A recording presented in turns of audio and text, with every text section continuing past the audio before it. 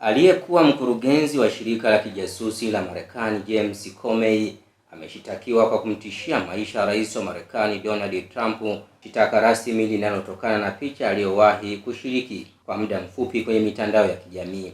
Picha hiyo iliyochapishwa kwenye mtandao wa Instagram mwaka jana ilionyesha magamba ya baharini yaliyopangwa kuunda namba 8647. Baada ya kushtakiwa, Comey amesema kuwa hakujua maana ya namba hizo kwenye picha aliyochapisha, lakini Donald Trump na maafisa wengine wa utawala wamesema chapisho hilo lilikuwa tishio dhidi ya rais wa 47. Akijibu mashtaka hayo Jumanne, Comey alisema kuwa bado sina hatia, bado siogopi na bado nina imani na mahakama huru ya shirikisho. Katika mkutano na waandishi wa habari kutangaza shtaka hilo, mkurugenzi wa FBI Kash Patel alisema kuwa kama aliyekuwa mkuu wa taasisi hiyo, Comey alijua vizuri athari za matokeo ya kufanya chapisho kama hilo.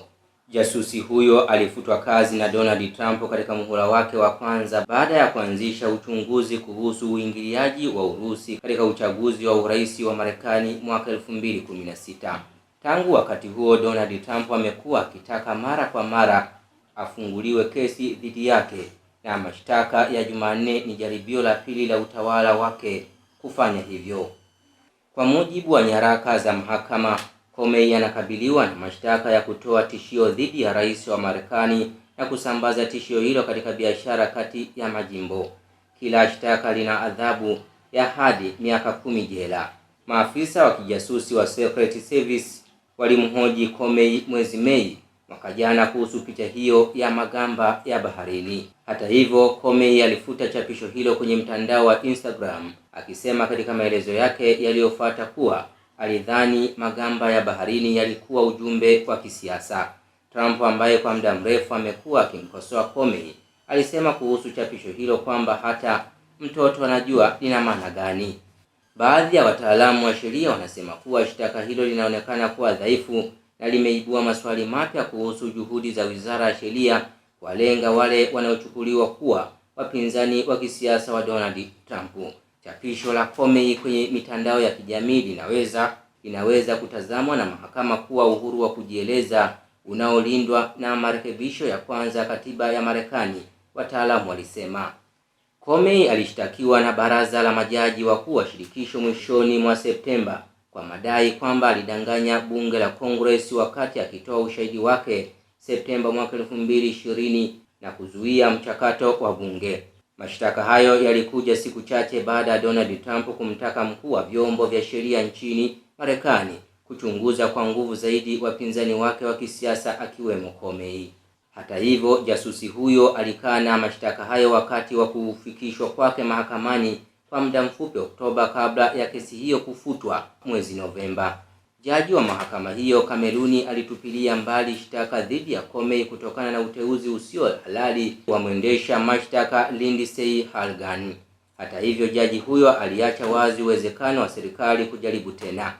Mapema Jumanne, jaji mwingine aliamua kwamba aliyekuwa mwendesha mashtaka wa shirikisho Maureen Comey, ambaye ni binti wa James Comey, anaweza kuendelea na kesi yake ya kupinga kufutwa kazi kwake na rais wa Marekani Donald Trump. Wakati haya yakiwa yanajiri, tunakumbuka kabisa rais wa Marekani Donald Trump bado anakabiliwa na mzozo mkubwa kati yake na Irani, mgogoro ambao umezua sintofahamu kubwa kote ulimwenguni, hasa kufungwa kwa mlango bahari wa Hormuz ambao ndiyo njia kubwa ya kusafirisha mafuta kote ulimwenguni, jambo ambalo pia limesababisha gharama ya mafuta kupanda bei kote ulimwenguni kutokana na njia hiyo muhimu ya kusafirisha mafuta kufungwa. Lakini jitihada na wanadiplomasia mbalimbali wanaendelea kufanya mazungumzo kutafuta suluhu ya kudumu ili mgogoro huo uweze kukoma. Lakini juzi kati tumeshuhudia Donald Trump alikutwa na jaribio la kutaka kuuawa kwa kurushiwa risasi ama kwa kulengwa risasi na miongoni mwa watu wanaoishi nchini Marekani, japo alibahatika kunusurika kwenye ajali hiyo. Viongozi mbalimbali waliweza kulani tukio hilo, wakituma salamu na jumbe za pole kufuatia jaribio hilo. Pamoja na haya ambayo yanaendelea kutokea, utawala wa Donald Trump umeendelea kukabiliwa na ukosoaji mkubwa kutoka kwa watu mbalimbali.